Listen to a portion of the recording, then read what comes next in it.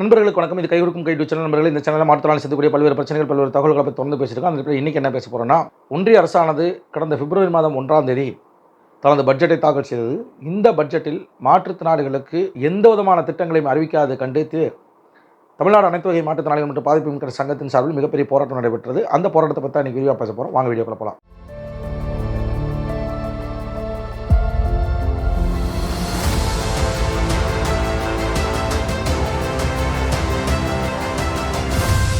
நண்பர்களே, ஒவ்வொரு ஆண்டும் பிப்ரவரி மாதம் 1 தேதி ஒன்றிய அரசானது தனது பட்ஜெட்டை தாக்கல் பண்ணுகிறது. இந்தியா முழுவதும் உள்ள அனைத்து தரப்பு மக்களுக்கும் தேவையான பல்வேறு திட்டங்கள், வரிகள் போடுவது அல்லது வரிகளை குறைப்பது உள்ளிட்ட பல்வேறு விஷயங்களை அவங்க செய்கிறாங்க.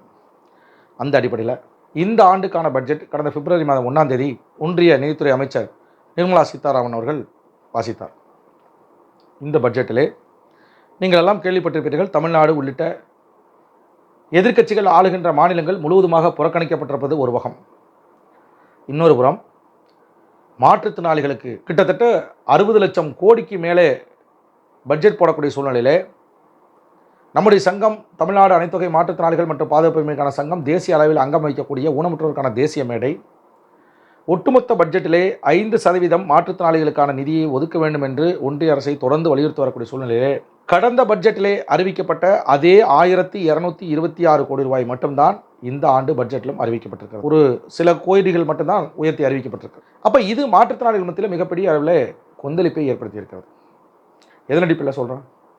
தமிழ்நாடு ஒரு மாநில அரசாங்கம். இந்த மாநில அரசாங்கத்தின் மீது பல்வேறு விமர்சனங்கள், பல்வேறு விதமான மாற்றுத்திறனாளிக்கு விரோத நடவடிக்கைகள்லாம் ஈடுபட்டிருந்தாலும் கூட அதை நாம் ஒரு பக்கம் விமர்சித்து கொண்டே தான் இருக்கிறோம். அவர்களுக்கு எதிரான போராட்டங்களை நடத்தி கொண்டே தான் இருக்கிறோம்.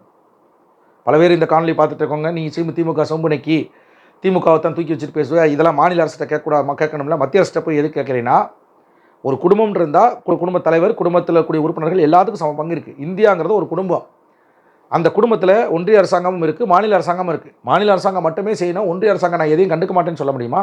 அப்போ நீங்கள் கண்டுக்கலைன்னா இங்கேருந்து வரக்கூடிய வரிகளை எதையுமே நீங்கள் வாங்காதீங்க. அப்போ இங்கேருந்து வரக்கூடிய வருமானம் மட்டும் உங்களுக்கு வேணும், ஆனால் செலவுகள் நான் பண்ண மாட்டேன்னு சொல்கிறது எந்த வகையிலும் இல்லை. எல்லாமே ஒருத்தர் நீ ஒன்று கொடுக்குறது, நான் ஒன்று கொடுக்குறது, ஒத்துழைச்சு வாழ்கிறது தான் குடும்பம். அதே மாதிரி தான் இந்தியாவும். அப்போ அந்த அடிப்படையில் தமிழக அரசாங்கத்தின் மீது மாற்றுத்திறனாளிகள் எவ்வளவு கடுமையான விமர்சனங்கள் வைத்தாலும் அந்த அரசாங்கம் இப்போ சமீபத்தில் அறிவித்த பட்ஜெட்டில் 1460 கோடி ரூபா ஒதுக்கியிருக்கு. யாருக்கு? மாற்றுத்திறனாளிகளுக்கு. மாற்றுத்திறனாளிக்கு பைக் கொடுக்குறதுலேருந்து, வீல் சேர் கொடுக்குறதுலேருந்து, உதவித்தொகை கொடுக்குறதுலேருந்து எல்லா விஷயங்களுக்குமாக 1460 கோடி ரூபாய் ஒதுக்கியிருக்கு. ஆனால் ஒன்றிய அரசாங்கம் என்ன செஞ்சிருக்கு? ஒட்டுமொத்தமாக இந்தியா முழுவதும் சேர்த்தியே 1300 தான் கோடி ரூபாய்களை தான் ஒதுக்கியிருக்கு. ஒரு மாநில அரசாங்கம் கிட்டத்தட்ட ஒரு 1500 கோடி ரூபாய் ஒதுக்குற போது ஒன்றிய அரசாங்கம் எவ்வளோ ரூபா ஒதுக்கியிருக்கணும்? கிட்டத்தட்ட ஒரு 25,000 30,000 கோடிக்கு மேலே ஒதுக்கியிருக்கணும். ஆனால் நம்ம கேட்குறது 5%, இன்னும் கூடுதலாக நாம் கேட்குறோம். ஆனால் அதையெல்லாம் செய்யாமல் இப்படி மாற்றுத்திறனாளிக்கு விரோதமான நடவடிக்கையில் ஒரு பக்கம் நிதி குறைப்பு, நிதியை உயர்த்ததுனால மாற்றுத்திறனாளிகளுக்கு உதவித்தொகை உயரலை, 100 நாள் வேலை திட்டத்தை ஒழிக்கிறது, தனியார் துறைகள், அரசு துறைகளை பூராத்தையும் தனியார் கொடுத்து அதை பொதுத்துறைகளை ஒழிக்கிறது. பொதுத்துறைகளை ஒழிக்கிறதுனால மாற்றுத்திறனாளிக்கு கிடைக்க வேண்டிய அந்த இடஒதுக்கீட்டின் அடிப்படையில் வேலை வாய்ப்புகள் பறிக்கப்படுது. நாடு முழுவதும் பல்வேறு இடங்களில் ஏற்படக்கூடிய கலவரங்கள், மத கலவரங்கள், இதனால் ஏற்படக்கூடிய பாதிப்புகளால் மாற்றுத்திறனாளியுடைய எண்ணிக்கை நாளுக்கு நாள் அதிகமாகிட்டு போயிட்டுருக்கு. அப்போ ஒரு சமூகம் குறிப்பிட்ட காலகட்டத்தில் அதிகமாகிட்டு இருக்க போது அதிகப்படியான நிதியை ஒதுக்குவதற்கு பதிலாக மிக குறைந்த அளவை நிதி ஒதுக்குகிற போது இது எப்படி நாம் ஏற்றுக்கொள்வது என்பதற்காகத்தான் நாடு முழுவதும் தமிழ்நாடு அனைத்து வகை மாற்றுத்திறனாளிகள் மற்றும் பாதுகாப்புக்கான சங்கம் அங்க வைக்கக்கூடிய ஊனமுற்றோருக்கான தேசிய மேடை இந்த பட்ஜெட்டை கண்டித்து போராட்டம் நடத்த சொன்னது. அந்த அடிப்படையில் நம்மளும் போராட்டம் நடத்தணும். அந்த போராட்ட காணொலியை நான் பின்னால் போகிறேன் பாருங்கள். யார் தவறு செய்தாலும், மாற்றுத்திறனாளிக்கு விரோத நடவடிக்கையில் ஈடுபட்டாலும் அவர்களை கண்டித்து நாங்கள் பேசத்தான் செய்வோம், பேசிக்கொண்டே தான் இருப்போம். மீண்டும் மீண்டும் மோடிக்கு எதிரானவர் அப்படின்னு பல்வேறு பிம்பங்களை நீங்கள் எங்கள் மீது கட்டமைத்தாலும் இந்த வேலைகளை மாற்றுத்திறனாளிக்கு எதிராக யார் செயல்பட்டாலும் அவர்களுக்கு எதிரான நடவடிக்கைகளை, அவர்களை விமர்சிக்கின்ற வேலைகளை நாங்கள் தொடர்ந்து செய்வோம்.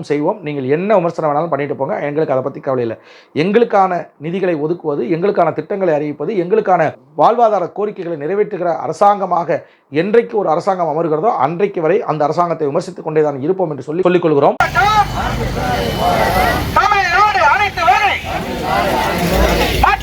சங்கத்தின் சார்பில் போராட்டம். மோடி அரசு வஞ்சிக்காதே, மாற்றுத்திறனாளிகளை வஞ்சிக்காதே, ஒதுக்கல்